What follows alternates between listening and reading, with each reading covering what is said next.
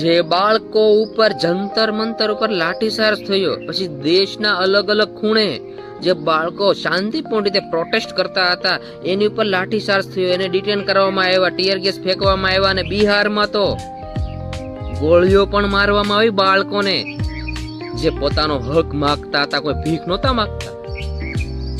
ત્યારે આ દેશના પ્રધાનમંત્રીની લાગણી ના દુભાણી, પણ કોઈ એક વ્યક્તિ એની વિશે ખરાબ ટિપ્પણી કરે છે ત્યારે એની લાગણી દુભાય છે અને કેમેરા સામે આવે છે.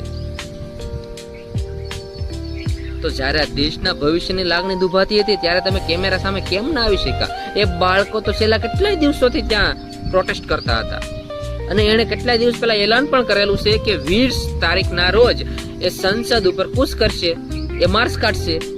તો તમને ખબર હતી તો તમારે એને સુરક્ષા આપવાની હતી, પણ તમે તો લાઠીચાર્જ કરાયો, કારણ કે તમને તો કોઈ ઘમંડ હશે ને. તો આ દેશની જનતા તમારી પાસે પ્રશ્ન પૂછે છે કે ત્યારે તમને કેમ એવું ન થયું કે દેશની લાગણી દુભાઈ છે, ને આજે તમારી પર થોડી પણ ટિપ્પણી આવી તમારી લાગણી દુભાઈ ગઈ. તમે એટલા બધા મોટા દિલના હોય તો કેમેરા સામે આવીને જે તમે જે ફોનમાં રીલ બનાવો એ ફોનમાં સામે આવીને માફી માંગો ને.